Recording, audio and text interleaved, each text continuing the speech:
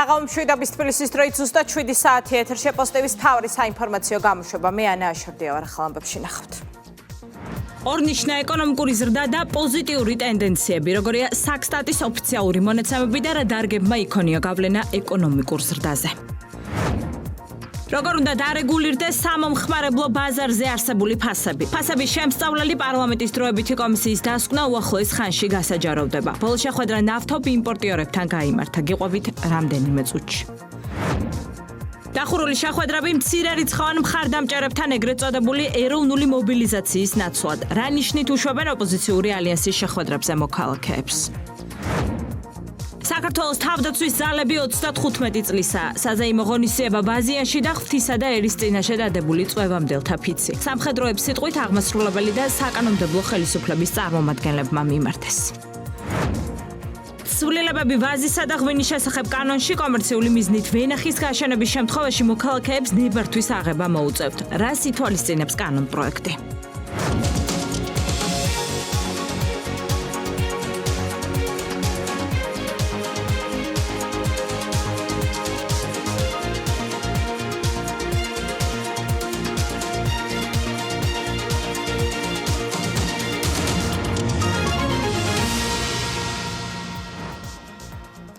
საქართველოს თავდაცვის ძალები 35 წლისაა. სამხედრო მოსამსახურეების პროფესიული დღე ვაზიანში მეოთხე ქვეითი ბრიგადის ტერიტორიაზე აღინიშნა. საზეიმო ღონისძიება სახელმწიფო ჰიმნით გაიხსნა, წუთიერი დუმილით პატივი მიაგეს საქართველოს ერთიანობისთვის ბრძოლის დროს დაღუპულთა ხსოვნას უწყებრივი მედლებით დაჯილდოვდნენ სამხედრო მოსამსახურეები. დღეს ქართულ ჯარს სამხედრო მოსამსახურეების ახალი ნაკადი შეემატა 150-მდე რეკრუტმა ღვთისა და ქვეყნის წინაშე სამხედრო ფიცი დადო. სამხედრო მოსამსახურეებს სიტყვით მიმართეს პრეზიდენტმა, პრემიერ-მინისტრმა, პარლამენტის თავმჯდომარემ, თავდაცვის მინისტრმა და თავდაცვის ძალების მეთაურმა. ხელისუფლების პირველმა პირებმა ისაუბრეს ქართული ჯარის გაძლიერებაზე, აქცენტი გაკეთდა სამშვიდობო პოლიტიკის მნიშვნელობაზე, რაც ქვეყნის გაერთიანებისა და განვითარების საფუძველია. ქეთი მამრიკიშვილი გიამბობთ.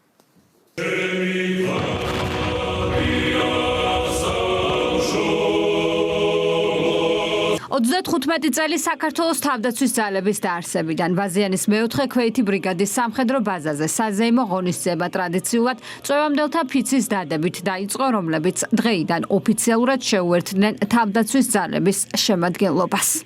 მე საქართველოს მოქალაქე! ჩემდივარა სამხედრო სამსახურში!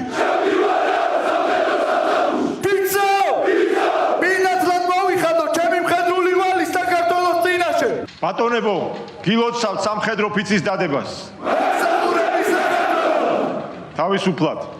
თავდაცვის ძალების პირად შემადგენლობა საიუბილეო თარიღი მიულოცეს საქართველოს პრეზიდენტმა, პრემიერ-მინისტრმა და პარლამენტის თავმჯდომარემ. ქართული ჯარი იყო და რჩება საქართველოს დამოუკიდებლობისა და ტერიტორიული მთლიანობის მთავარ საყრდენად. ასეთი იყო ხელისუფლების პირველი პირების მთავარი გზავნილი, რომლებმაც სამხედრო მოსამსახურეებს ქვეყნის სამსახურისთვის მადლობა გადაუხადეს.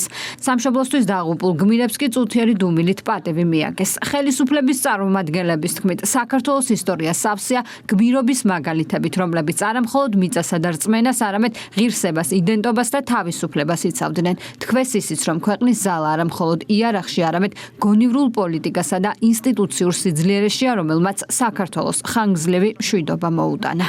ეს არის დღე, როდესაც უდიდესი პატივითა და ბადლიერებით მივმართავთ იმ პატრიოტებს, რომლებიც ყოველდღიურად ღირსეულად მსახურობენ და საკუთარი სიცოცხლის ფასად იცავენ ჩვენი ქვეყნის სუვერენიტეტს, მშვიდობასა და უსაფრთხოებას. ჩვენთვის, ქართველებისთვის, სამხედრო სამსახური მხოლოდ პროფესია არ არის, ეს არის ღრმა ტრადიციის გაგრძელება, რომელიც თაობიდან თაობას გადაეცემა. დღეს სწორედ თქვენ ხართ ის ძალა, რომელიც ყოველ წამს მზადაა დაიცვას სახელმწიფოსა და მოქალაქეების უსაფრთხოებას. თქვენი ერთგულება და სიმტკიცე ქართველი ხალხისგან გამორჩეულ სიყვარულს იმსახურებს. დღეს ჩვენ გულისხმობილითა და უდიდესი პატივისცემით ვიხსენებთ სამშობლოსათვის დაცემულ გმირებს. კეთს ვიხრი მათი ხსოვნის წინაშე, ვინც საქართველოს ერთიანობისა და მსოფლიოში მშვიდობისთვის ყველაზე ძვირფასი საკუთარი სიცოცხლე გაიღო. როდესაც მსოფლიო და ჩვენი რეგიონი არაერთი რთული გამოწვევის წინაშე დგას, ჩვენი ხელისუფლება განაგრძობს მშვიდობის თანმიმდევრულ პოლიტიკას. მშვიდობა ქვეყნის გაერთიანებისა და განვითარების საფუძველია. ამავდროულად ქართული ჯარი ყოველთვის სად არის დაიცვა ჩვენი მიწაწყალი და ჩვენი ხალხის უსაფრთხოება. ძლიერი სახელმწიფო იქნება არა მხოლოდ ძლიერი ჯარით, არამედ სწორი, პასუხისმგებლიანი პოლიტიკით, რომელიც წინასწარ ხედავს საფრთხეებს, ამყარებს პარტნიორობას, აძლიერებს ინსტიტუტებს და ქმნის უსაფრთხო გარემოს თითოეული მოქალაქისთვის. მშვიდობა არ არის შემთხვევითობა, მშვიდობა არის შედეგი. ეს არის წინასწარ გათვლილი პოლიტიკის, ძლიერი ინსტიტუციების, სანდო პარტნიორობის და ეროვნული ინტერესების შეუვალი დაცვის შედეგი.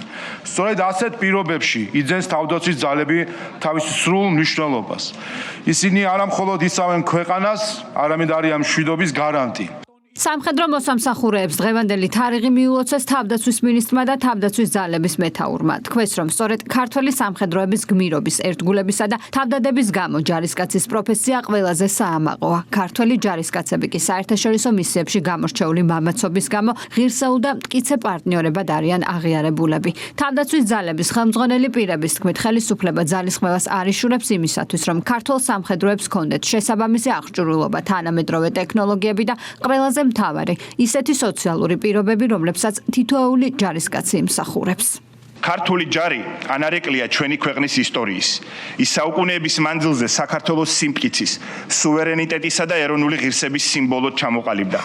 ქართველი მებრძოლი, რომელიც მუდამ თავგანწირვით იცავდა სამ ძირითად საუნჯეს, მამულს, ენას და სარწმუნოებას, ჩვენი ერის ისტორიისა და იდენტობის განუყოფელ ნაწილად იქცა. ქართული ჯარი ყოველთვის იდგა იქ, სადაც სამშობლოს სჭირდებოდა საქართველოს ტერიტორიული მთლიანობისა თუ დამოუკიდებლობისთვის ბრძოლაში, თუ ეს იქნებოდა საერთაშორისო მისიებში. ქართველი ჯარისკაცებისათვის 30 აპრილი გახდა პასუხისმგებლობის, განვითარებისა და უწყვეტი ბრძოლის სიმბოლო. დღევანდელი დღის აღსანიშნავ ღონისძიებას წლების განმავლობაში მყარ საფუძველს უქმნიდა თავდაუზოგავი შრომა, მამაც მებრძოლთა დაღვრილი სისხლი და სამშობლოს დასაცავად გაღებული მრავალი სიცოცხლე. სწორედ ამ გზაზე ჩამოყალიბდა ის ძალა, რომელიც დღეს დგას ჩვენი ქვეყნის სადარაჯოზე. საქართველოს თავდაცვის ძალები ყოველთვის მზად არის უპასუხოს ქვეყნის წინაშე არსებულ უსაფრთხოების გამოწვევებს. ერთგულად ვამსახურები ჩემს სამშობლოს და ჩემს ხალხს. საზეიმო ღონისძიებაზე 31 და 53 ქვეითი ბატალიონების წვევამდელებმა ჯარისკაცის მრწამსი წაიკითხეს. გარდა ამისა, წარმატებული სამხედრო მოსამსახურეები უწყებრივი მედლებით დაჯილდოვდნენ. მემსახურები საქართველოს. უდიდესი თამდაბლობით და პატივისცემით მინდა მოვიხსენიო ასევე ჩვენი გმირები, ვინც ღირსეულად ატარა ქართველი ჯარისკაცის მუნდირი და თავისი ძვირფასი სიცოცხლე მიუძღვნა ქვეყნის დაცვას. ეს დღე მნიშვნელოვანია თითოეული ჩვენთაგანისთვის, რადგან სწორედ ძლიერი არმია არის ჩვენი ქვეყნის უსაფრთხოებისა და მშვიდობის საფუძველი. ჩემთვის დიდი პატივია, რომ ამ მნიშვნელოვან დღეს ვდგავარ სწორედ აქ და დავდევი სამხედრო ფიცი. ყველა ჩემს საკითხს მქონე ადამიანს მინდა უსურვო, რომ გამოცადოს ეს დადო სამხედრო ფიცი ემსახუროს ქვეყანას ერთგულად, წარმატებით, პასუხისმგებლობით მოეკიდოს სამხედრო საქმეს. ღონისძიების დასასრულს ერისიონის მრავალჟამიერის ფონზე თავდაცვის ძალების კუთვნილმა ვერტმფრენებმა გადაიფრინეს დროშებით 35 წელი სამშობლოს სამსახურში. სწორედ 1991 წლის 30 აპრილს სავალდებულო სამხედრო სამსახურში წვევამდელები პირველად მიიღეს, რის საფუძველზეც ეს თარიღი საქართველოს თავდაცვის ძალების დღედ დაწესდა. გლობალური ეკონომიკური შოკებისა და კრიზისის მიუხედავად საქართველოს ეკონომიკა აღმავალ ტრენდს ინარჩუნებს. ამის დასტურია საქსტატის მონაცემები. მიმდინარე წლის მარტში ეკონომიკური ზრდის საშუალო მაჩვენებელი 10,7%-ია. პირველი კვარტლის საშუალო ეკონომიკური ზრდა კი 9,1%-ით განისაზღვრა. სამთავრობო გუნდს მოლოდინი აქვს, რომ ზრდის არსებული ტენდენცია მომდევნო თვეებში ჩაენარჩუნდება. რა დარგებმა იქონია გავლენა წინასწარ მაჩვენებლებზე და როგორია ხელისუფლების პოლიტიკა, დეტალებს ნინო საულქვაძე გიამბობთ. საგარეო შოკების, გეოპოლიტიკური დაძაბულობისა და გამოწვევების მიუხედავად საქართველოს ეკონომიკა მდგრადობას ინარჩუნებს. ქვეყანაში მიმდინარე წლის მარტში ორნიშნა ეკონომიკური ზრდა დაფიქსირდა და 10,7% შეადგინა. პირველ კვარტალში კი საშუალო რეალური ეკონომიკური ზრდა 9,1%-ია. ეკონომიკური ზრდის განმაპირობებელი ფაქტორები სტატისტიკის ეროვნული სამსახურის აღმასრულებელმა დირექტორმა განმარტა. ზრდის მიმართულებით მნიშვნელოვანი წვლილი შეიტანეს შემდეგმა დარგებმა. ეს გახლავთ უპირველეს ყოვლისა დამამუშავებელი მრეწველობა, ინფორმაციისა და კომუნიკაციის სექტორი, პროფესიული სამეცნიერო და ტექნიკური საქმიანობები, სამთო მოპოვებითი მრეწველობა, მშენებლობა, ტრანსპორტი და დასაწყობება.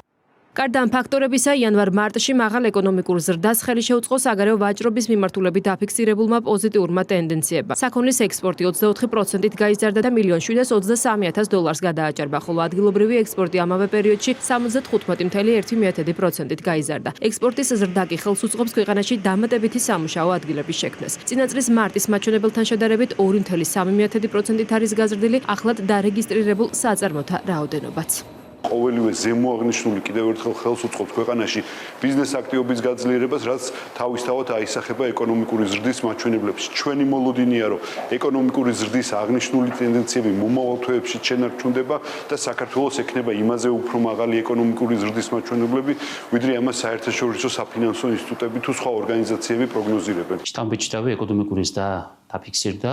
პირველ კვარტალში ეკონომიკა გაიზარდა 9.1%, ხოლო მარტში არის 10.7% ეკონომიკური ზრდა. საქართველოს აგრძელებს ძლიერ განვითარებას. ჩვენ ვხედავთ, რომ წლების განმავლობაში საქართველოს რამდენიმე ბოლო წლის განმავლობაში მიაღწია დიდი შედეგებს ეკონომიკური ზრდის თვალსაზრისით და ბუნებრივია ველოდებით, რომ წლევანდელი წელიწადი იქნება ერთ-ერთი საუკეთესო ეკონომიკური ზრდის თვალსაზრისით. ექსპერტები აცხადებენ, რომ გლობალური ეკონომიკური შოკებისა და დაძაბულობის მიუხედავად საქართველოს ეკონომიკა განაგრძობს დინამიკურ განვითარებას, რაც ნიშნავს, რომ საქართველოს გააჩნია მდგრადი რესურსული პოტენციალი არა მხოლოდ პოზიტიური ტენდენციის შესანარჩუნებლად, არამედ მისი განვითარებისთვის. საქართველოში წარმოებული პროდუქცია სარგებლობს მაღალი მოთხოვნით, ინტერესით, პოპულარობით და კონკურენტუნარიანობით გლობალურ ბაზრებზე. ეს ნიშნავს ეკონომიკური ზრდა თავისთავად, რომ ქვეყანაში იქნება მეტი სამუშაო ადგილი, ბიუჯეტში მეტი შემოსავლები შემოდის და სახელმწიფოს აქვს საშუალება უფრო სრულად და მასშტაბურად მოახდინოს სოციალური პროექტების რეალიზაცია. მმართველი გუნდის შეფასებით, ეკონომიკური ზრდის და საგარეო ვაჭრობის ბრუნვის მაჩვენებლების პოზიტიური დინამიკა საქართველოს ხელისუფლების სწორი ეკონომიკური და სამშვიდობო პოლიტიკის შედეგია. მათი შეფასებით, საქართველოს ეკონომიკური მაჩვენებლები სტაბილურად პოზიტიურ ზრდას ინარჩუნებს და იმედს გამოთქვამენ, რომ ეს ტენდენცია მომავალშიც გაგრძელდება. ეს არის გამოვლინება იმ რეალობისა, რაც საქართველოში ხდება. ინვესტიციის თვალსაზრისით, ბიზნესის განვითარების თვალსაზრისით საქართველო არის საგანგებოდ მნიშვნელოვანი. შუა დერეფანში დიდი თანხები იდება. რასაკვირველია, ამას თავის შედეგი მოაქვს. სოციალური პაკეტის გაძლიერება საგანგებოდ მნიშვნელოვანია, მაგრამ ტენდენცია აი ამ ეკონომიკური ზრდისა რისგან არის განპირობებული, ამ საკითხს უნდა საგანგებო ყურადღება მივაქციოთ.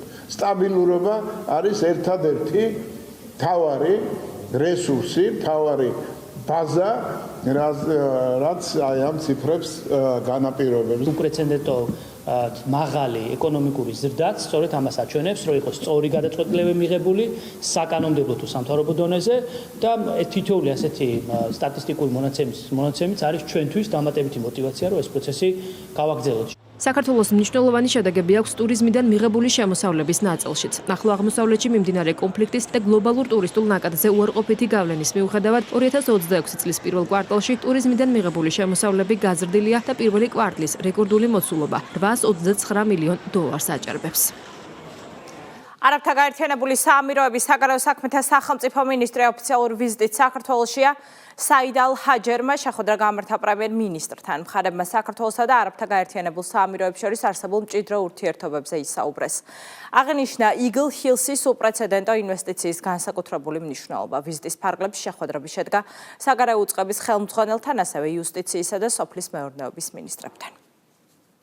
გაძლიერებული პარტნიორობა და ახალი ეკონომიკური პერსპექტივები საქართველოს ოფიციალური ვიზიტით არაბთა გაერთიანებული საამიროების საგარეო საქმეთა სახელმწიფო მინისტრი კერძო სექტორის წარმომადგენლებთან ერთად ეწვია. დელეგაციასთან შეხვედრა უკვე გამართა პრემიერ-მინისტრმა. შეხვედრაზე მხარეებმა საქართველოსა და ემირატებს შორის არსებულ მჭიდრო ურთიერთობებზე ისაუბრეს, რომელიც ბოლო პერიოდში განსაკუთრებით აქტიურად ვითარდება. ხაზგასმით აღინიშნა ამ პროცესში გასულ წელს არაბთა გაერთიანებული საამიროების პრეზიდენტის ვიზიტის მნიშვნელობა. ირაკლი კობახიძემ და ემირატების საგარეო საქმეთა სახელმწიფო მინისტრმა შეხვედრაზე ყურადღება გაამახვილეს ორ ქვეყანას შორის უვიზო რეჟიმისა და ეკონომიკური პარტნიორობის შესახებ შეთანხმების მნიშვნელობაზე და ხაზგასმით აღინიშნა იგლ ჰილსის 6.6 მილიარდი ამერიკული დოლარის ოდენობის ინვესტიციის ისტორიული მნიშვნელობა, რაც ხელს მნიშვნელოვნად უწყობს საქართველოს შემდგომ ეკონომიკურ ზრდას.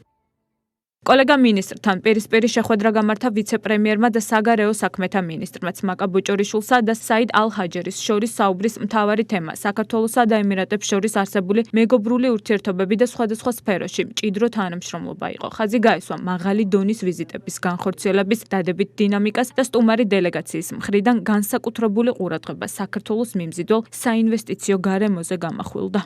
ენერგეტიკა, ტრანსპორტი, ლოგისტიკა და ტურიზმი იყო ის მთავარი მიმართულებები, რომლებიც ეკონომიკის სამინისტროში გამართულ შეხვედრაზე არაბთა გაერთიანებული საამიროების დელეგაციასთან ერთად განიხილეს. მხარეებმა განსაკუთრებული ყურადღება გაამახვილეს სასურსათო უსაფრთხოებასა და საამიროებში ქართული პროდუქციის ექსპორტის ზრდის შესაძლებლობებზე. შეხვედრის ფარგლებში შეთანხმდნენ, რომ შეიქმნება ეფექტიანი მექანიზმი საინვესტიციო პროექტების განხილვისთვის, რომელშიც ორივე ქვეყნის საჯარო და კერძო სექტორი აქტიურად ჩაერთვება. აღნიშნული პლატფორმა კი მნიშვნელოვნად შეუწყობს ხელს საქართველოსა და არაბთა გაერთიანებულ საამიროებს შორის თანამშრომლობის გაღრმავებას, ინვესტიციების მოზიდვასა და ახალი ინიციატივების განხორციელებას.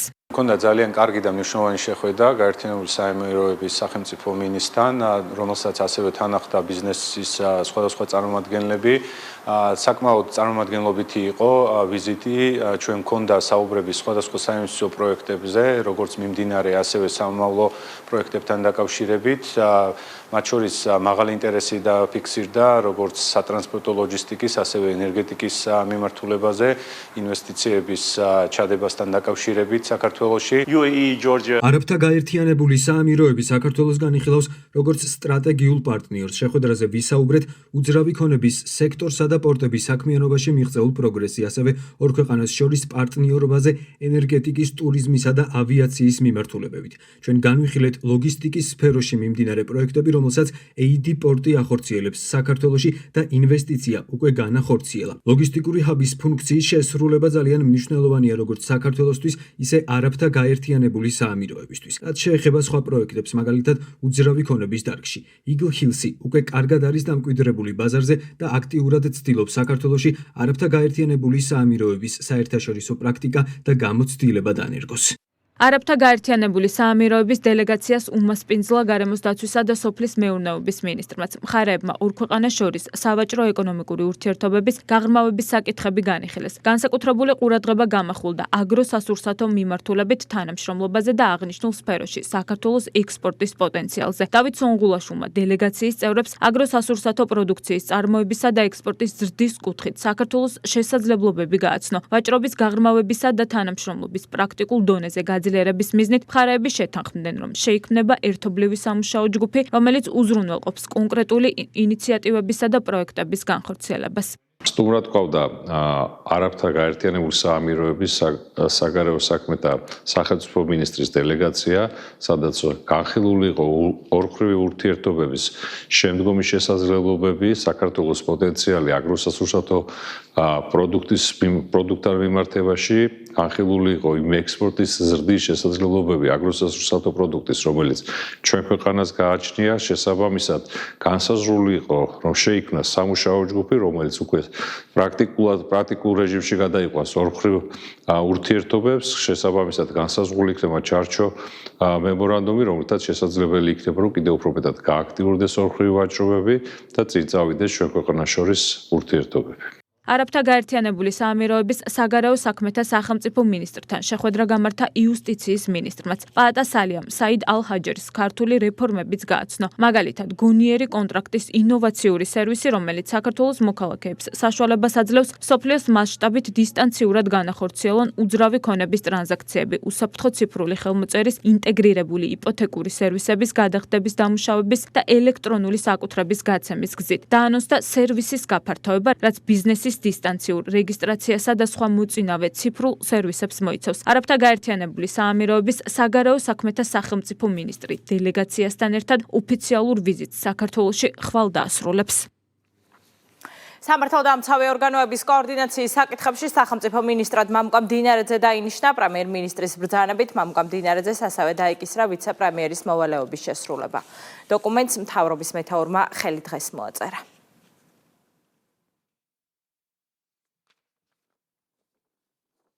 ფასების შემსწავლელი პარლამენტის დროებითი კომისია მუშაობას ასრულებს. დღეს რიგით მე-11 ბოლო შეხვედრა გაიმართა ნავთობ იმპორტიორების წარმომადგენლებთან.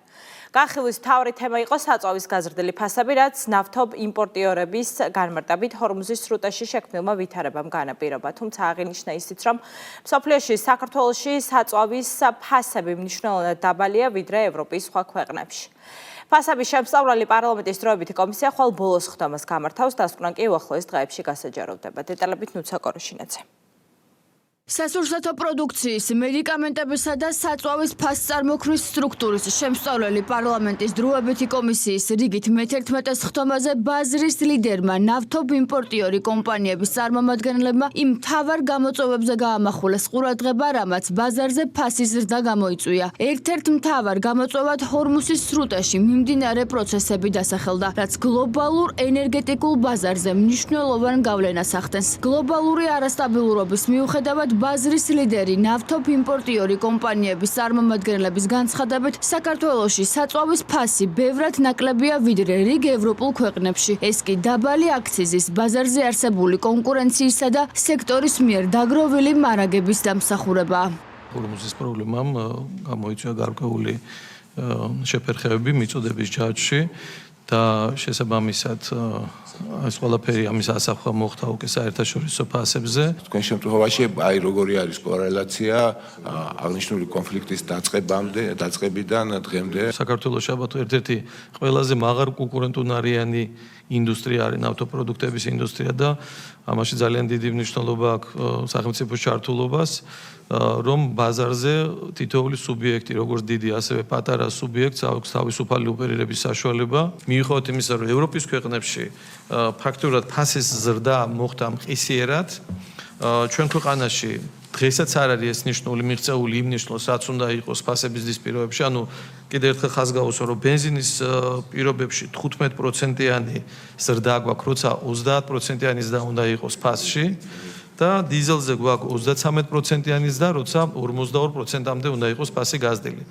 ამის შეიძლება ითქვას განმაპირობებელი არის ორი ფაქტორი, კონკურენცია და ბუნებრივია ქვეყანაში არსებული მარაგები, რომელიც საშუალებას გვაძლევს, რომ მათი გახარჯვის პარალელურად და ეტაპობრივად მოვახდინოთ ფასების ზრდა და არა მყისიერად. როცა ევროპის მოთამაშე კომპანიებმა ბაზარზე ინდუსტრიის მოთამაშე კომპანიებმა მყისიერად გაზრდეს ფასები, ჩვენც რომ იმ პირობებში შევსულიყავით და შესაბამისად რეაგირება ქონოდა, მაშინ ჩვენი ფასი უნდა ყოფილიყო დღეს დაახლოებით 40-50 თეთრით უფრო მაღალი.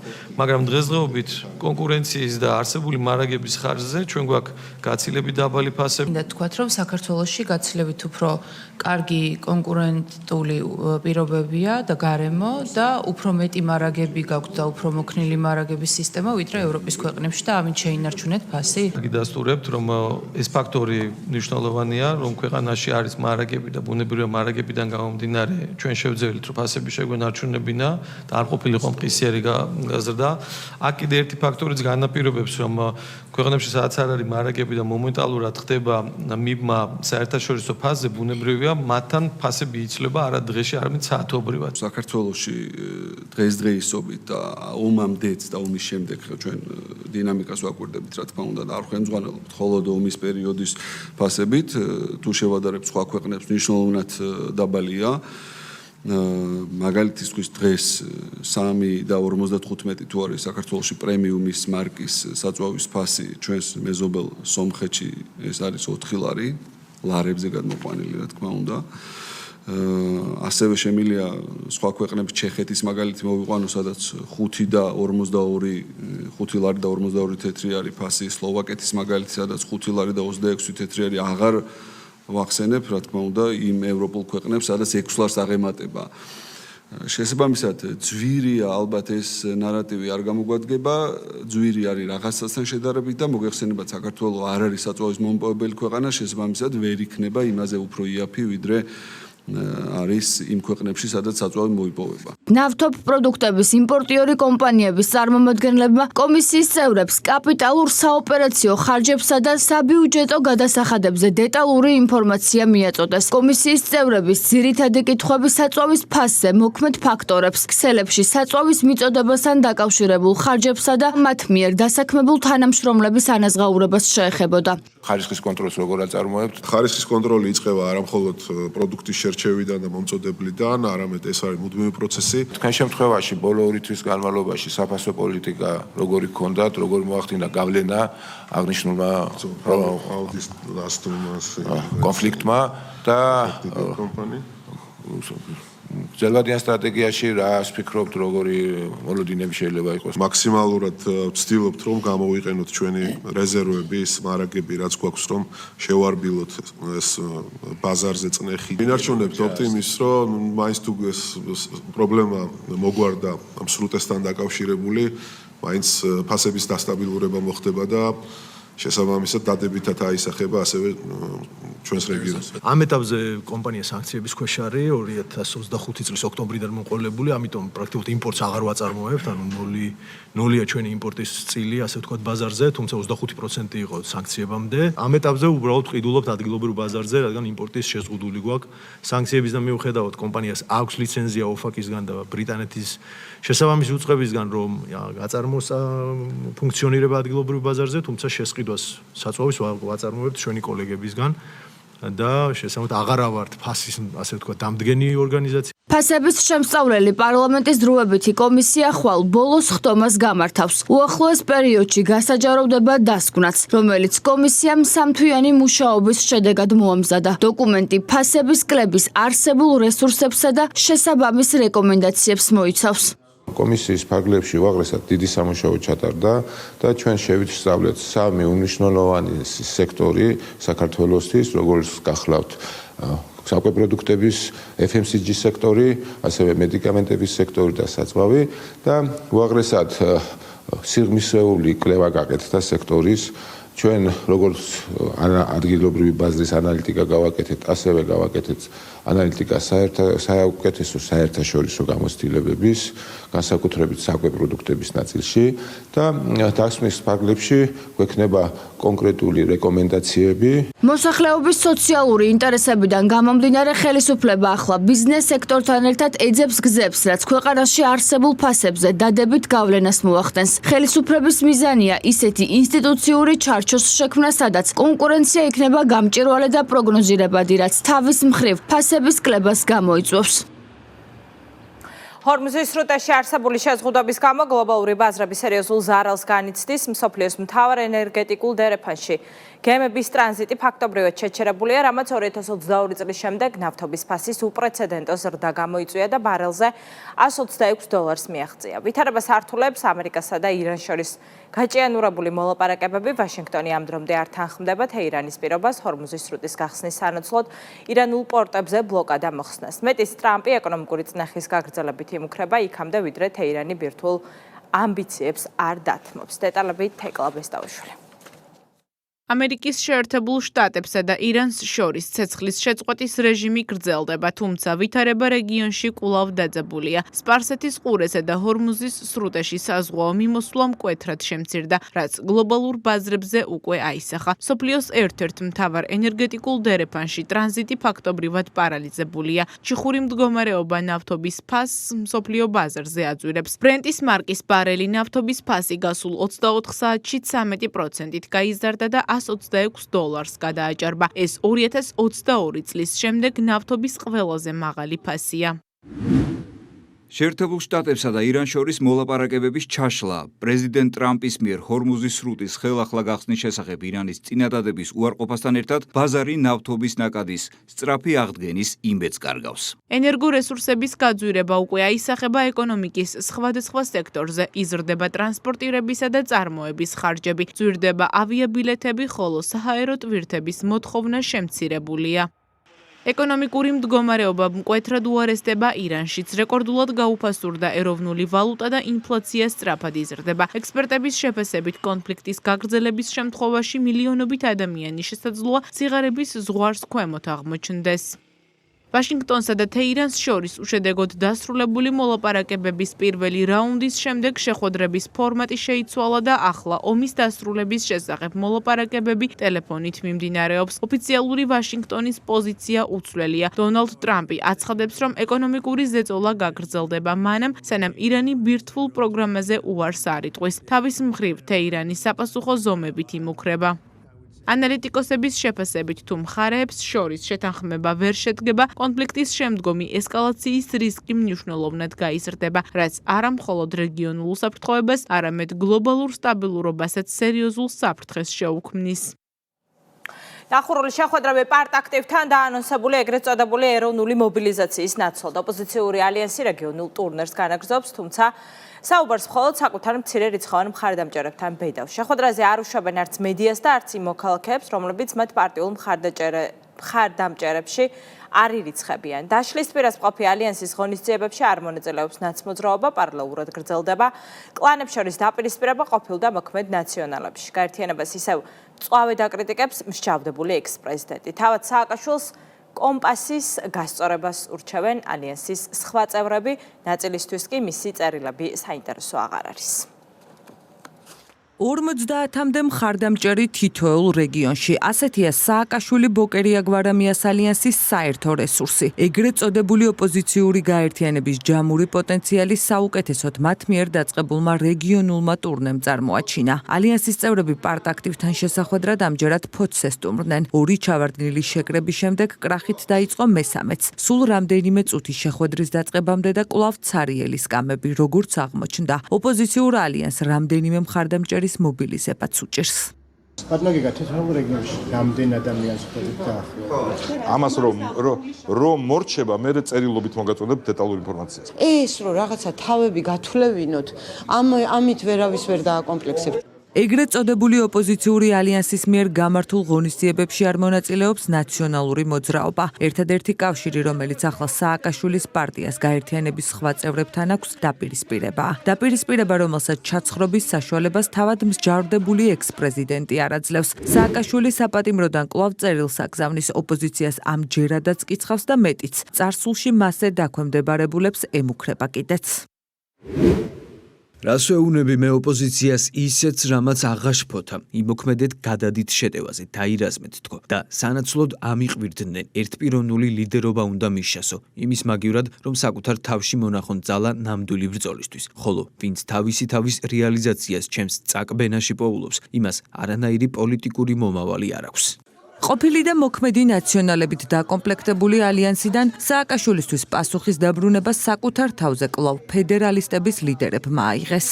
მიშამ თვითონ თქვა, ხო, რომ მე არ მოვიხვევ თავზე არავის წესებს და სხვებსაც ურჩევ, რომ ეგრე არიანო და ეს განცხადება სრულიად შეუთავსებელია ალიანსში ყოფნასთან და ამიტომ ჩამოსაყალიბებლები არიან ეგენი, რას აპირებენ, კანონზე მაღლა და წესებზე მაღლა დგომას აპირებს. და თვითონ ეს გუნდი და სააკაშვილიც უნდა ჩამოყალიბდნენ.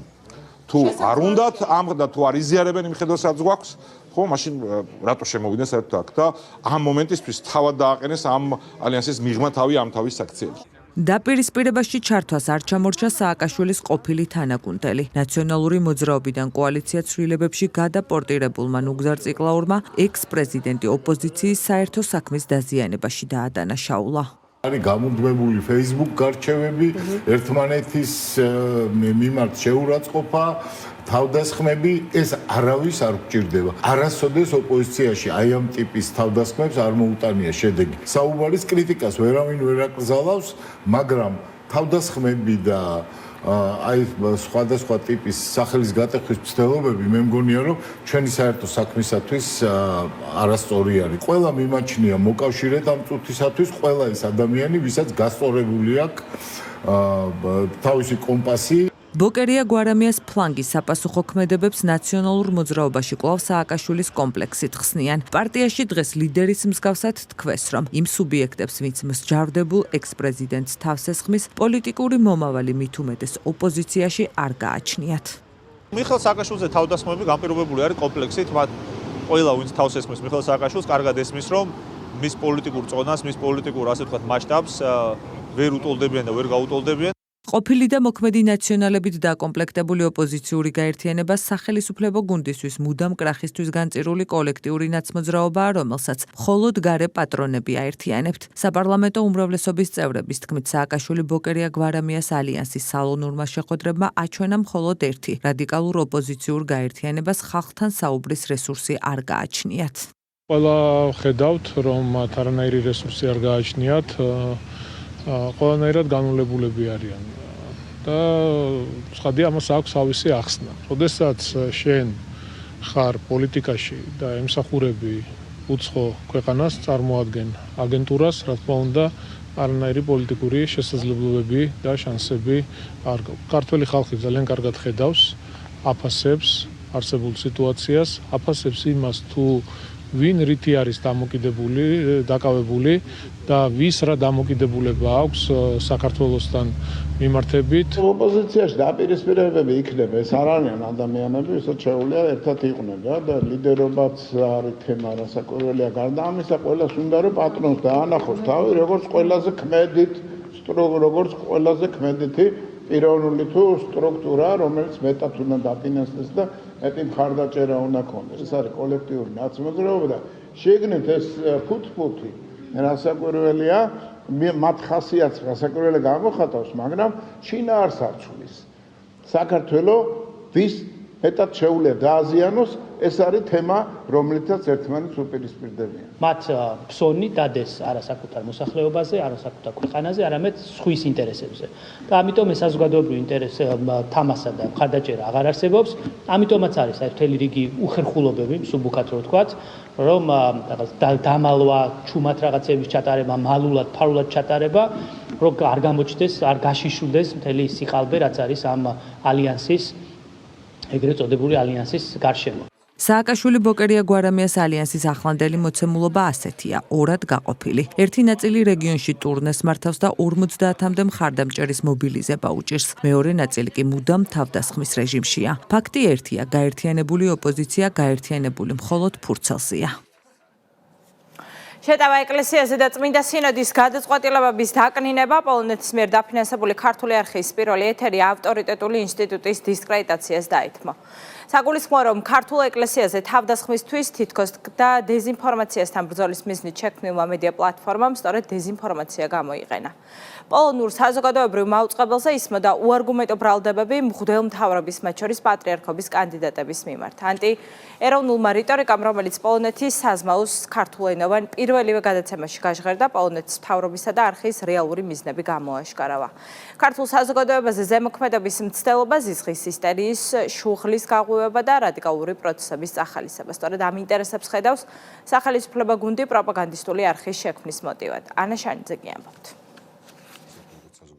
დეზინფორმაციასთან ბრძოლის გაცხადებული მიზნით შექმნილმა მედია პლატფორმამ მუშაობა დეზინფორმაციით დაიწყო. პოლონეთის მთავრობის დაფინანსებით შექმნილი ქართული არხი პირველივე გადაცემაში ეკლესიის დისკრედიტაციით დაკავდა. უფრო კონკრეტულად კი საინფორმაციო გამოშვებაში წმინდა სინოდის ხდომის გაშუქებისას ამბის დეტალების ნაცვლად ექსპერტის მხრიდან ქართულ საპატრიარქოზე თავდასხმა, ეკლესიაზე შეტევა და სასულიერო პირების შეურაცხყოფა მოვისმინეთ. ანტიეროვნული რიტორიკა ჟურნალისტის მხრიდან სტუმრის წარდგენისთანავე გაჟღერდა. ჩამირცხულებას ჩავრთავთ, რომელიც მიმოიხილავს პროცესს და პატრიარქის არჩევნებში ეკლესიის გარედან ჩარევის საფრთხეებზეც ისაუბრებს. დღეს რაც ნახეთ, ჩვენ ეს არის კიდევ ერთხელ იმის დადასტურება, თუ რაოდენ დიდია საქართველოს მართლმადიდებელ ეკლესიაში რუსული გავლენა. ალბათ მოსკოვში დიდი სიხარული აქვს ამ შედეგებთან დაკავშირებით. რატომ დაკავდა პოლონეთის საზოგადოებრივი მაუწყებლის ქართულენოვანი საინფორმაციო სამსახური ქართული ეკლესიის დისკრედიტაციით. პირველივე გადაცემაში დეზინფორმაციის გავრცელების მიუხედავად, ნაცოპოზიცია დარწმუნებულია, რომ არხი დეზინფორმაციასთან ბრძოლას მოემსახურება. რამ გაუჩინა ეს რწმენა ნაციონალური მოძრაობის წევრს უცნობია, რადგან როგორც თავად ამბობს, ახალი არხის არც ერთი გადაცემა ან სიუჟეტი ნანახი არ აქვს. პოლონელებს აქვს გამოცდილება დეზინფორმაციასთან ბრძოლით და როგორმე ისე დააკომპლექტებენ თავის ასე ვთქვათ ბიუროს, რომ საქმე გაკეთდეს. არ ვიცი ხა მართლა არ მგონია რომ სარედაქციო პოლიტიკაში პოლონური არხების უნდა ვერ ეოდეთ და ამაზე კომენტარს ვაკეთებთ. არ მინახავს ამ არხის არც ერთი სიუჟეტი არ მინახავს. ეკლესიაზე თავდასხმები რა თქმა უნდა ჩემთვის და ჩვენი პარტიისთვის არის მიუღებელი. ნაცოპოზიციისგან განსხვავებით უცხო ქვეყნის მიერ ქართული მედია მაუწყებლის შექმნის მიღმა სულ სხვა მიზნებს ხედავს საპარლამენტო ოპოზიცია. ხალხის ძალაში აღნიშნავენ, რომ პირველივე გადაცემაში ქართულ ეროვნულ და ტრადიციულ ღირებულებებზე შეტევამ ანტისახელმწიფოებრივი მიზნები კიდევ უფრო გამოააშკარავა. მათი მიზანი არის სწორედ ღირებულებებზე შეტევა, დეზინფორმაციის გავრცელება და ქართულად მოლაპარაკე საზოგადოებაში შფოთვის, აგრესიის შეტანა და რა თქმა უნდა ემსახურება ისევ და ისევ იმ დიდ გლობალურ დავალებას, რომლის მიხედვითაც სასურველია საქართველოში ხელისუფლების მარიონეტული ხელისუფლების ჩანაცვლება. რადიკალური პროცესების სახალისება, ქართულ საზოგადოებაზე ზემოქმედების მცდელობა, სიზღისა და ისტერიის გაღვივება. სწორედ ამ ინტერესებს ხედავს სახელმწიფო გუნდი ახალი პროპაგანდისტული ინსტრუმენტის შექმნის მოტივად. მმართველი პარტიის საფუძვლიან ვარაუდებს პირველი გადაცემის შინაარსის გარდა არხის დაფინანსების წარმომავლობა და მედია პლატფორმაზე დასაქმებულთა ვინაობებიც ადასტურებს. პლურალიზმი საერთოდ არის მისასალმებელი, მაგრამ ეს არის პროპაგანდისტული არხი, რომელიც პირველივე თავის გადაცემაში, რომელიც დაფინანსებულია ძალიან მსუყეთ, მთავრობის მიერ, საგარეო საქმეთა სამინისტროს მიერ პირდაპირ შეტევას ახორციელებს ეკლესიაზე. არასწორია ის, რომ პოლონეთს და ზოგიერთ სხვა ქვეყანას თავისი ინტერესი აქვს, გარკვეული პოლიტიკური აზრებიც გააჩნია, მიზნები გააჩნია, განსაკუთრებულად ჩვენთვის სიახლეს არ წარმოადგენს. მოდელირებული ქრონიკის წამყვანი. ის კალბატონი მე არც მეგონა თუ საერთოდ გამოჩნდებოდა ჟურნალისტიკაში. მაგის იმ სიუჟეტში და ტრაგედიები მოყვა გახსოვთ თქვენ საქართველოში და ადამიანიც კი შეეწირა და ბევრს პრობლემები გაუჩნდა, ხო? აი ეს ადამიანი კიდე ბედავს და ტელევიზიას უბრუნდება. აქ ვერ გაბედა საქართველოში და ესე იგი პოლონეთის მთავრობას, რომელსაც ამხელა პრობლემა აქვს, უმუშევრობა, მაღალი ინფლაცია, კომუნალურების გაზი და მიგრაცია, იცლის რომ აფინანსებს იმას ტელევიზიას. ეს არის მორიგი ამათი პატრონების პროექტი.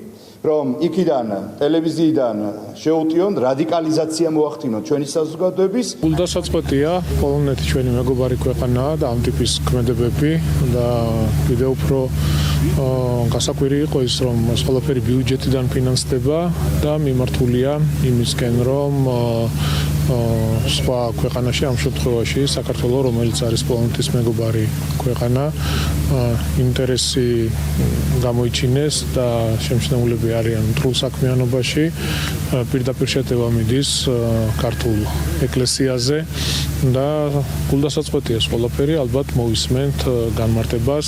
მმართველი გუნდისთვის მკაფიო გახდა, რომ უცხო ქვეყნის დაფინანსებით შექმნილი არხი საქართველოს ინტერესებს არ ემსახურება. საეჭვოა მედია მაუწყებლის ობიექტურობაც, რადგან არხის უკვე გამოკვეთილი სარედაქციო პოლიტიკის გარდა ცნობილია, რომ საქართველოს ნიუსის ერთ-ერთი სახე, სააკაშვილის რეჟიმის პროპაგანდისტი და მოდელირებული ქრონიკის ერთ-ერთი ავტორი ნათია კოპერიძეა.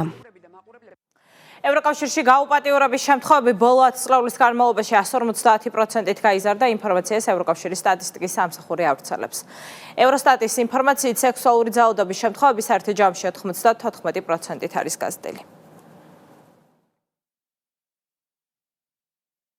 ცვლილებები ვაზისა და ღვინის შესახებ კანონში ხვალიდან მოქალაქეებს, რომელსაც ვენახის გაშენება ყურძნის რეალიზაციის მიზნით აქვთ გადაწყვეტილი, შესაბამისი ნებართვის აღება მოუწევთ. დოკუმენტს ღვინის ეროვნული სააგენტო წერილობითი თანხმობის საფუძველზე უსასყიდლოდ გასცემს, თუმცა ნებართვის აღებამდე მევენახეებს გარკვეული სტანდარტების დაკმაყოფილება და პროცედურების გავლა მოუწევთ. ცვლილებები გარემოს დაცვისა და სოფლის მეურნეობის სამინისტროს ავტორობით მომზადდა მიზანი საერთაშორისო ბაზრებზე მაღალი ხარისხის ყურძნით დამზადებული ღვინის წარდგენა. უფრო ვრცლად რას ითვალისწინებს კანონპროექტი, მარიამ რატიანი გიამბობთ. 1 მაისიდან ვაზისა და ღვინის შესახებ კანონში ცვლილებები ამოქმედდება. ხვალიდან სამეწარმეო ვენახის გასაშენებლად დაინტერესებულ პირებს ღვინის ეროვნული სააგენტოს წერილობითი თანხმობა დასჭირდებათ. შესაბამისი დოკუმენტაციის აღება მხოლოდ იმ პირებს მოუწევთ, ვინც ვენახის გაშენებას კომერციულ სარეალიზაციო მიზნით გეგმავს. ცვლილება არ შეეხებათ იმ მევენახეებს, ვისაც ვაზის მოყვანა პირადი მიზნებისთვის სურს. თანხმობა არ დასჭირდებათ არც იმ მეწარმეებს, ვისაც ვენახები 2026 წლის 1 მაისამდე ჰქონდათ გაშენებული. კანონმდებლობაში განხორციელებული ცვლილებების შესაბამისად 2026 წლის 1 მაისიდან სამეწარმეო ვენახების გაშენება განხორციელდება მხოლოდ ღვინის ეროვნული სააგენტოს მიერ თანხმობის გაცემის შემთხვევაში. აღნიშნული ცვლილება მიზნად ისახავს ქვეყანაში ხარისხიანი ვენახების გაშენებას. აღნიშნული რეგულაცია არ ვრცელდება უკვე გაშენებულ ვენახებზე. დოკუმენტაციის მიღება სრულიად უსასყიდლოდ მოხდება. თანხმობისთვის ბენეფიციარებმა ღვინის ეროვნულ სააგენტოს წერილობით უნდა მიმართონ. კრიტერიუმები კი მარტივი და მეწარმეთა ინტერესებზე მორგებულია. მევენახეებმა სააგენტოს პროდუქტის კვალიფიციური სანერგიდან შესყიდვის დამადასტურებელი დოკუმენტი და მიწის ლაბორატორიული კვლევის შედეგები უნდა წარუდგინონ. ღვინის ეროვნული სააგენტოს მევენახეობა მეღვინეობის დეპარტამენტის უფროსი განმარტავს, რომ პროცედურა პირველ რიგში მეწარმეთას საუკეთესო ინტერესებიდან გამომდინარეობს და მიზნად ყურძნისა და ღვინის მაღალი ხარისხის უზრუნველყოფას ისახავს. ალექსანდრე კობერიძის თქმით, გადაწყვეტილების მიღებისას სააგენტო მცირე მეწარმეებთან აქტიურ კოორდინაციაში იმყოფებოდა. შემოტანიდან 20 სამუშაო დღეში გასცემს სააგენტო თანხმობას, 3 წლიანი ვადა არსებობს, რომ გააშენონ უკვე თანხმობის საფუძველზე მევენახეები განაცხადზე და თანხმობის მიღებაზე რამე ანაზღაურებას არ იხდიან. მცირე მეწარმეებთან მქონდა ჩვენ შეხვედრები ინდივიდუალური და პირად საუბრებში არიან ყველა ასე ვთქვათ ამ პროექტის მომხრე, რომ ასე ვთქვათ ჩვენი მიზანი რა არის, რომ დაცული იყვნენ, რომ ნერგი სწორედ იქნეს შერჩეული და მეორე ნიადაგი სადაც ვენახის გაშენებას გადაწყვიტავენ, იყოს ასე ვთქვათ ხარისხიანი, შემდეგ კარგი ყურძნის მოსაყვანად და კარგი ღვინის დასამზადებლად. ღვინის ხარისხის მთავარი წინაპირობა, რომ სწორედ შერჩეული ნერგი და ნიადაგია, ამაზე ქეთი ალადაშვილიც საუბრობს. მცირე მეწარმე ამბობს, რომ ხარისხის შენარჩუნება და გაზრდა ქართული მეღვინეობის 8000 წლიანი მემკვიდრეობის გაგრძელების მთავარი საწინდარია. მეღვინე აცხადებს, რომ საერთაშორისო გამოფენებზე მონაწილეობისას სწორედ ამ კრიტერიუმებით ხელმძღვანელობს. ჩემთვის ღვინის ხარისხი იწყება ვენახიდან, ყურძნიდან. კონდიციური და სწორად შერჩეული ყურძენი არის თავარი გარანტი კარგი ღვინის. მე როდესაც წარვადგენ სხვადასხვა საერთაშორისო გამოფენაზე ჩემს ღვინოს, ქეთევაინს, ვცდილობ ზუსტად ამ სწორად შერჩეული და მაღალი ხარისხით გავუწიო კონკურენცია სხვადასხვა ქვეყნის ღვინოებს. ვაზისა და ღვინის შესახებ კანონში შესული ცვლილებების საერთაშორისო სტანდარტებს ეფუძნება. ვენახების გაშენებაზე თანხმობა ევროკავშირის ღვინის მწარმოებელ ყველა ქვეყანაში სავალდებულოა. ღვინის ხარისხზე ზრუნვა, რომ სწორედ ნიადაგიდან იწყება, ამას საკუთარი გამოცდილების გაზიარებისას ევროპელი დარგის ექსპერტებიც აღნიშნავენ. ვფიქრობ ძალიან მნიშვნელოვანია მკაფიო რეგულაციების არსებობა ახალი ვენახების გაშენებასთან დაკავშირებით. გულისხმობ იმას, რომ აუცილებელია თქვენი ღვინოების იდენტობის დაცვა. გერმანიაში არსებობს მკაფიო წესები იმის შესახებ, თუ სად და როგორ უნდა გაშენდეს ახალი ვენახები, რომელი ბაზის ჯიშები უნდა იქნას გამოყენებული. ცხადია, ახალი ვენახების გაშენების მკაფიო ჩარჩოს არსებობით შესაძლებელია დაცული იყოს ის, თუ როგორ გამოხატავს საკუთარ თავს ღვინო. ჩემი გამოცდილები და როგორც საზოგადოებასთან ურთიერთობის კონსულტანტისა, რომელიც უკვე 25 წელია გერმანიის ბაზარზე მუშაობს, შემიძლია ვთქვა, რომ ხარისხი იწყება ვენახში. სწორედ იქ უნდა ჩაიდოს მთავარი ძალისხმევა ბუნებაში. სამეწარმეო ვენახის გაშენება მრავალ აგროტექნიკურ ღონისძიებებს საჭიროებს. არასწორი მანიპულაციების ჩატარების შემთხვევაში კი ვენახის განახლება ისეთ სირთულეებთანაა დაკავშირებული, როგორებიც ვაზის არანაკლებ 50%-ის ჩანაცვლება და სხვა ჯიშებით გადამყნობაა. წყნეთში ინფრასტრუქტურული პროექტების განხორციელება აქტიურ ფაზაშია. მილახურის ქუჩაზე დასასვენებელი სივრცე ეწყობა, განახლდება არსებული სპორტული მოედანი, დამონტაჟდება საპარკო ავეჯი და საბავშვო ატრაქციონები. პარალელურად მიმდინარეობს საგზაო ინფრასტრუქტურის განახლებაც. პროექტები ვაკის რაიონის გამგეობის ბიუჯეტიდან ფინანსდება და ღირებულება 2 მილიონ ლარზე მეტ შეადგენს. ლევან წუტუნაუს სიუჟეტი. საბავშვო გასართობი მოედნები, ატრაქციონებით, ფიტნეს ზონა სპორტის მოყვარულთათვის, ტრენაჟორები და სივრცე მაგიდის ჩოგბურთისთვის. სულ მალე წყნეთს ახალი კომბინირებული დასასვენებელი სივრცე შეემატება. სამუშაოები დიმიტრი ამილახვრის ქუჩაზე მიმდინარეობს. ტერიტორიაზე, რომლის ფართობით თითქმის 1 ჰექტარია, დამონტაჟდება მოსასვენებელი პავილიონი, გაკეთდება პანდუსი ეტლით მოსარგებლეთათვის, სასმელი წყლის შადრევანი, განათებისა და სარწყავი ქსელები და საქანელას კამები. სამუშაოები ინტენსიურად მიმდინარეობს. პროცესს ადგილზე დედაქალაქის მერი გაიცნო. რამდენიმე წლის წინ ჩვენ აქვე გავხსენით მულტიფუნქციური ცენტრი, რომელიც საკმაოდ დატვირთულია, დარწმუნებული ვარ აღნიშნული სივრცე, რომელიც იქნება სრულად მოწესრიგებული და ძალიან ლამაზი პარკი გამოვა. ძალიან ბევრი საცხოვრებელი სახლია ირგვლივ და ამ ტერიტორიის მოწესრიგება, გალამაზება და განახლება არის ძალიან მნიშვნელოვანი. პარალელურად მიმდინარეობს 1 კილომეტრის სიგრძის საგზაო ინფრასტრუქტურის განახლება. ამ ეტაპზე სანიაღვრე ქსელი ეწყობა. ინფრასტრუქტურული სამუშაოების დაწყებამდე კომპანია Georgian Water and Power-მა მიწისქვეშა კომუნიკაციები გამოცვალა. დაიწყო ტერიტორიაზე არსებული სპორტული მოედნის მოწესრიგებაც. წინა წელს ჯიპი მიწისქვეშა კომუნიკაციების შეცვალა სრულად. ჩვენ დავიწყეთ სამუშაოები ამ პროექტის ფარგლებში 1 კილომეტრის მონაკვეთი სრულად რეაბილიტირებული იქნება, 1000 კვადრატზე ასფალტის საფარი დაიგება, მოეწყობა სანიაღვრე ქსელი და ივნისის თვეში აღნიშნული პროექტი მთლიანად დასრულდება. უსაფრთხოების მიზნით ტერიტორიაზე განთავსდება ვიდეო კამერები, მოეწყობა სავალი ბილიკები, დაიგება ბალახი და დაირგვება მცენარეები. საბოლოოდ კი ადგილობრივი მოსახლეობისთვის კიდევ ერთი ახალი თანამედროვე და მოწესრიგებული სივრცე შეიქმნება. ეს იქნება შესანიშნავი დასასვენებელი ადგილი და შესანიშნავი სახელი აქვს ამას. აფხაზეთში დაღუპული გმირის ნოდარ იგივე ვეფხო მათიაშვილის სახელობის. უღრმესი მადლობა ვაკის რაიონის გამგეობას, თბილისის მერიას და ყველას, ვინც კი შრომობს დღეს ამ შესანიშნავ ტერიტორიაზე. საგზაო ინფრასტრუქტურული სამუშაოები ივნისში, სკვერის რეაბილიტაცია კი სექტემბერში დასრულდება. პროექტებს ვაკის რაიონის გამგეობა ახორციელებს, ღირებულება კი თითქმის 2.100.000 ლარს შეადგენს. ტურიზმისა და სასტუმრო აღჭურვილობის მე-17 საერთაშორისო გამოფენა ბათუმში 3 დღის განმავლობაში ტურისტულ კომპანიებს შესაძლებლობა აქვთ ინოვაციებისა და ახალი სერვისების შესახებ ინფორმაცია გაცვალონ და ბიზნეს კონტაქტები მოიძიონ. გამოფენის ფარგლებში დაგეგმილია B2B შეხვედრები. ღონისძიებაში 113 ადგილობრივი და საერთაშორისო კომპანია მონაწილეობს. დეტალებით მარიამ ნებიერიძე.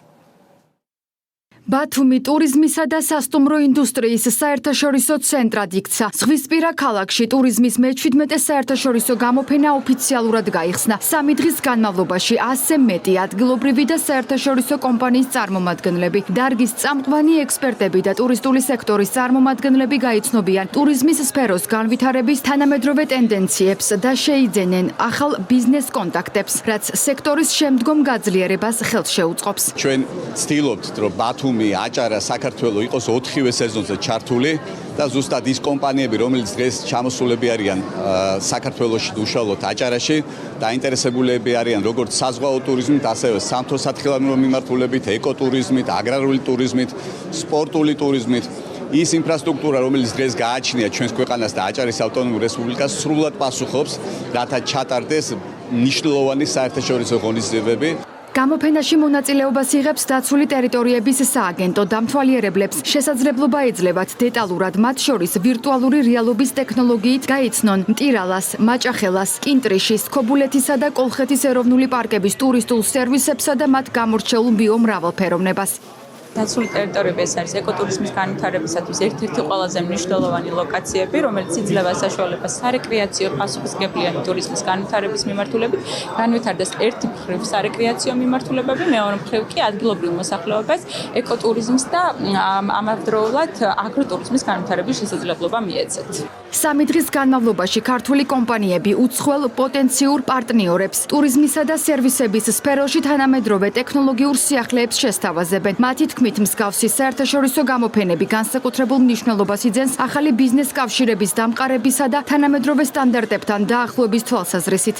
B2026-ში ბეტა-ჰოლდინგის მონაწილეობა როგორც მთავარი მხარდამჭერი არის დასტური იმისა, რომ ჩვენ დავართ ტურიზმის ინდუსტრიის გვერდი. დღეს ჩვენ წარმოდგენილი გვაქვს ტექნოლოგიური სერვისები, რაც თანამედროვე ბიზნეს ჰაერებით ჭირდება. ვაცნობ ჩვენს გამოცდილებას მოსულ სტუმრებს. ღონისძიება კომპანია ექსპო ბათუმის ორგანიზებით იმართება და მასზე დასწრება ნებისმიერ დაინტერესებულ მსურველს შეუძლია. ეს ყოფასტევის საინფორმაციო გამოშვება 7 საათზე, მე ხვალამდე გემშვიდობებით, ნახვამდის.